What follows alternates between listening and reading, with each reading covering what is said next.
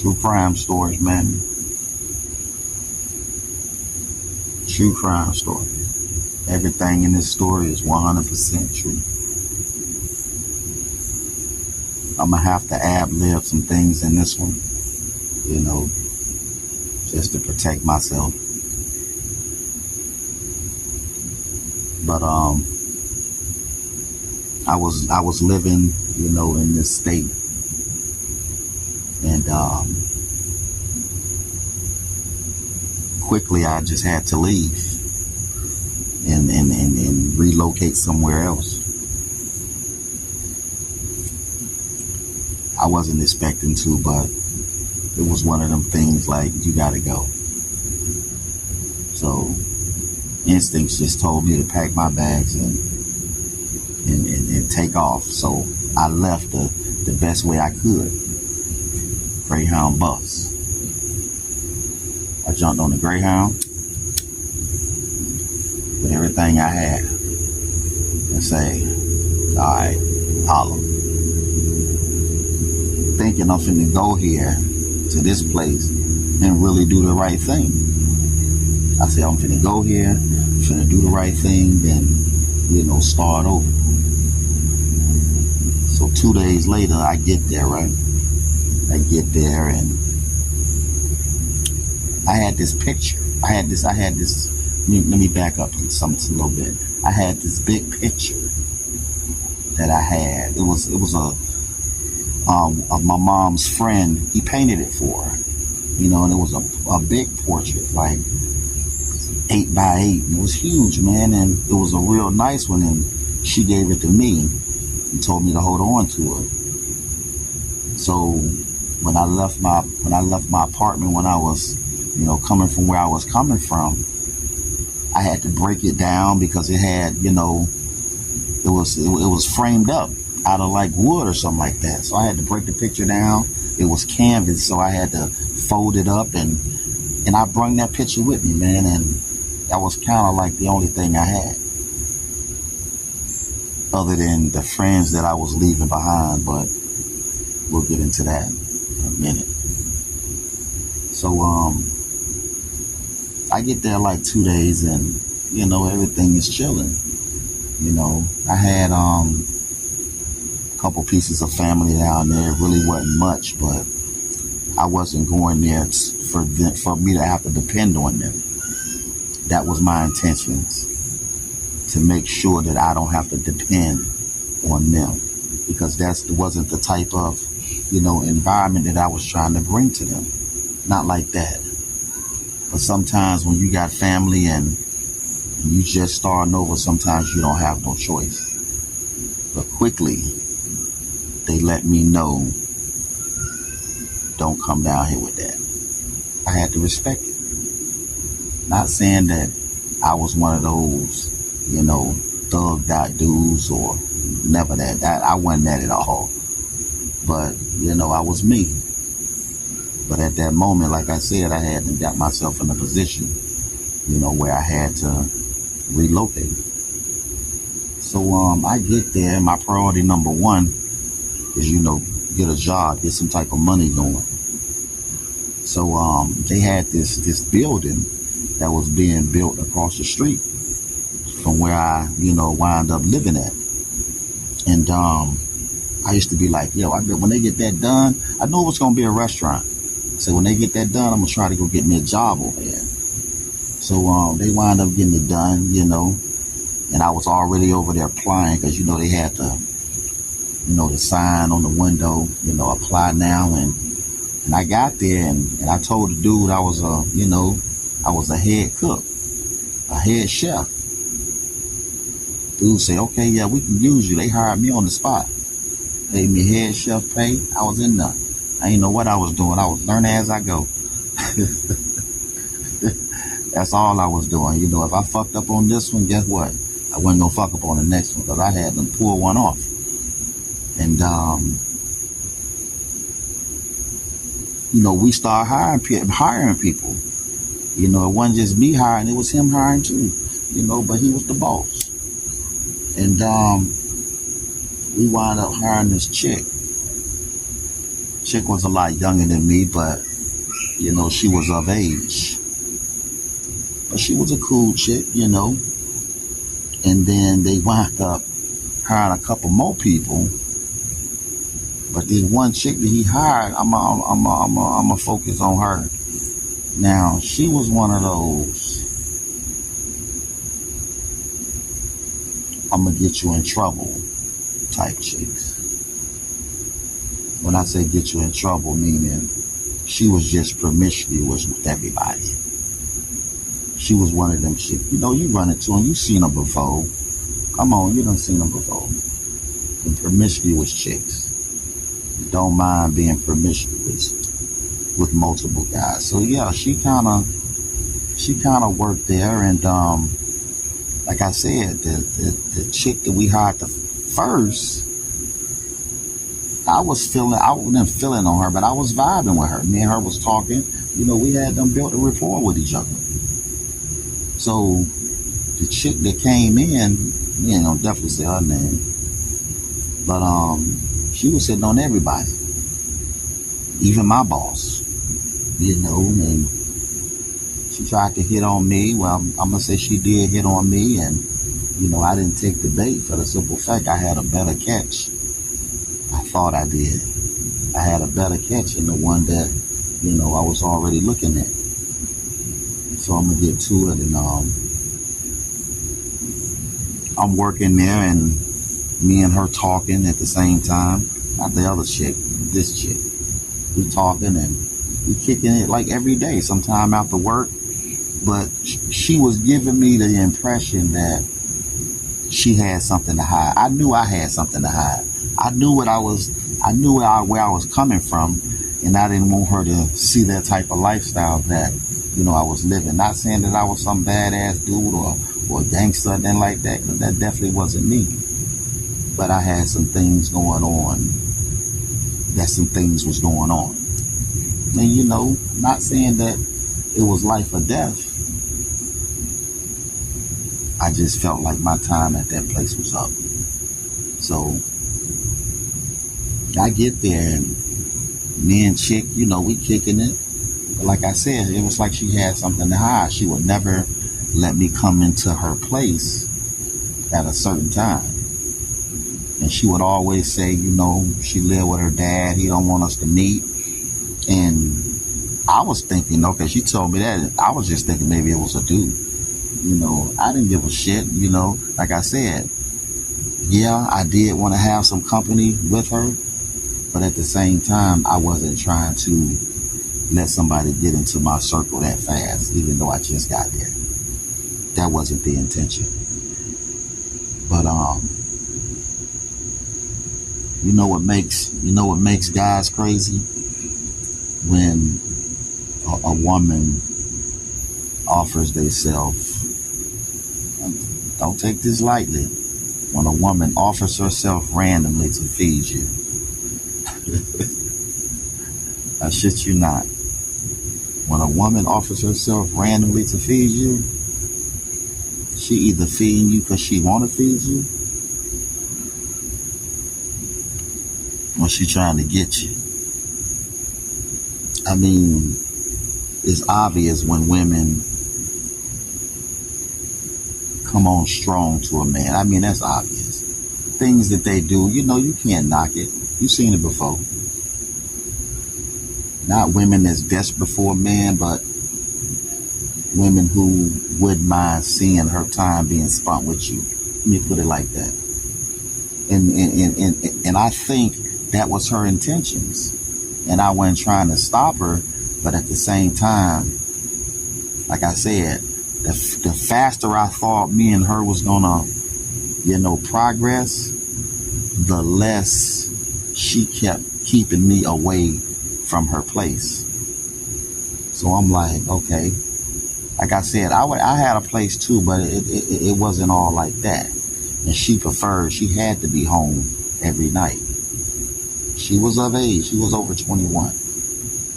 But it was one time I was going over to her place, and I wouldn't say I just popped up, but I was downstairs and I called and I was like, I'm on my way up. And she was like, oh, I'll meet you on the stairs. I'm like, okay. So she come out and we sit out there for a minute, but she kind of like rushing me. And I was like, is everything good? She was like, yeah, I just can't talk right now. My dad is in there. He's not in the best of mood. I was like, you want me to meet him? I mean, can I meet him? I guess she wasn't ready for that yet. So I wasn't going to rush it. I was just like, all right. So I left. But like I said, I still had this lifestyle that I used to live, and I just couldn't shake it. So, the days that, I wasn't hanging with her,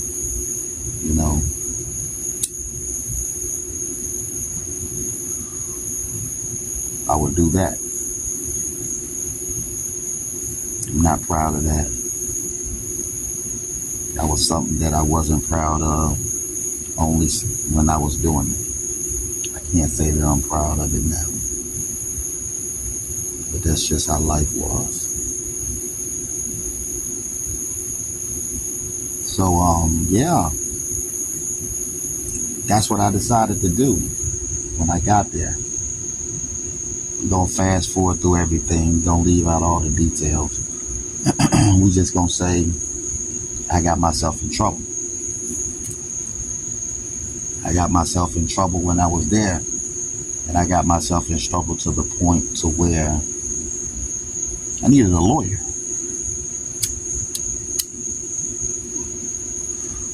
I needed a lawyer. But in order to have a lawyer, you got to have some money. I mean, that's just how I saw it. Like I said, I was running from a place, man, but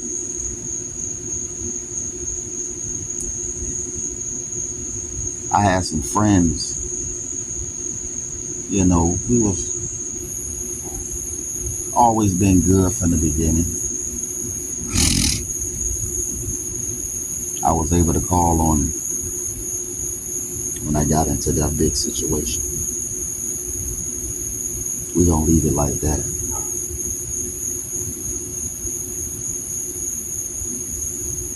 But in the process of me getting in trouble, I still had, the little chick, Like I said, it wasn't long because I probably was incarcerated 2 days. But when I got out, me and chick kind of got like a little closer. Things were going well at first, but I had them already. So like I said, from the time I started meeting her into now, I would say 2.5, 3 months. It's about 3 months. That was a 3-month span to where we at right now.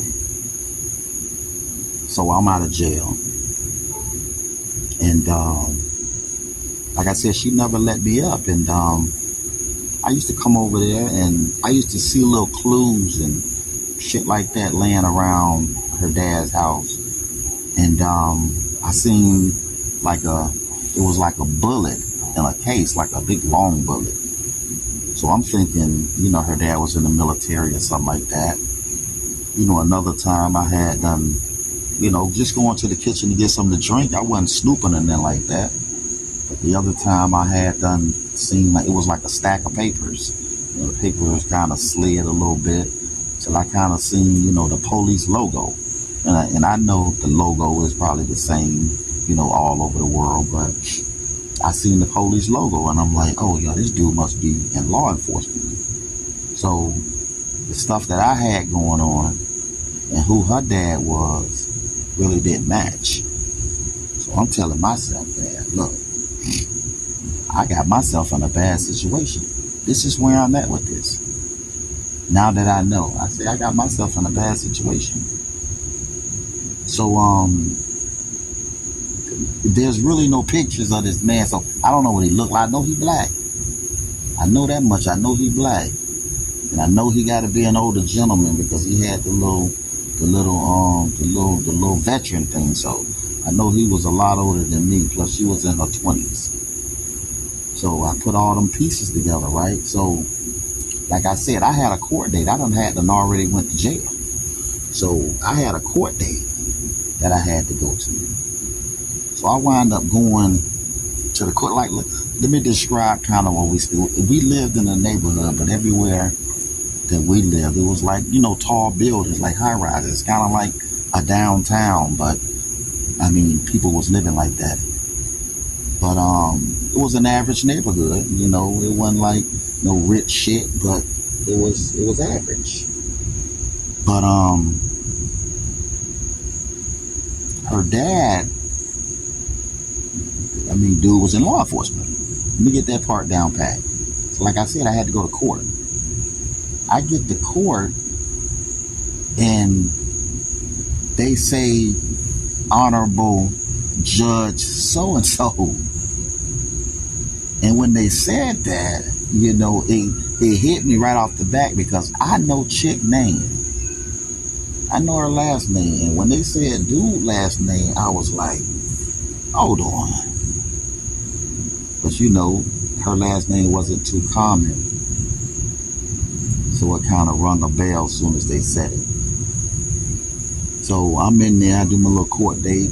This man is telling me, since I've been there, that neighborhood has gotten, we're going to just say, I'm going to ad-lib this neighborhood has gotten a little bit more active than usual.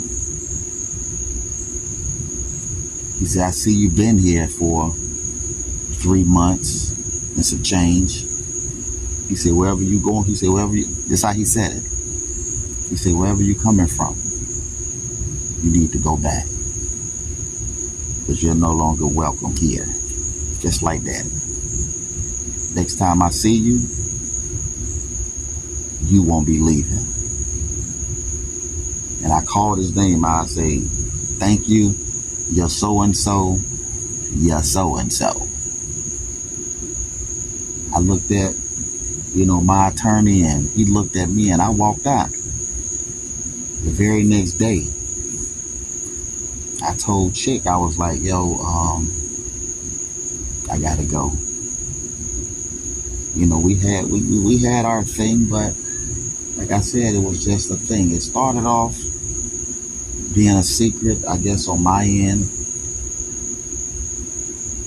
and wind up the same woman who I kind of was falling for. Her dad was the person who made the decision whether we continue or stop. It always bothers me when, I can never know what the outcome of a situation could have been. Even though I'm happy with my situation now, I done ran into some situations that it's kind of like, if you don't look fast enough, it'll be gone. And that's how it's been.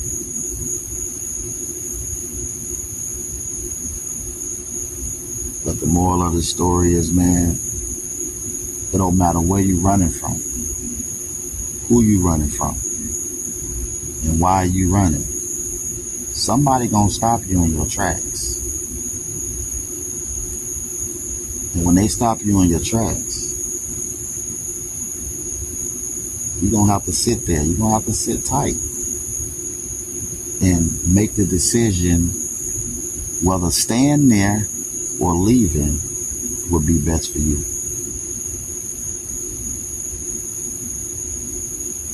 I don't know how that came out for some people.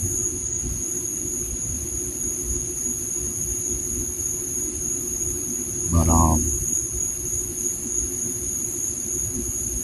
life has been tricky for me. When I say tricky, I mean tricky. Life has been tricky.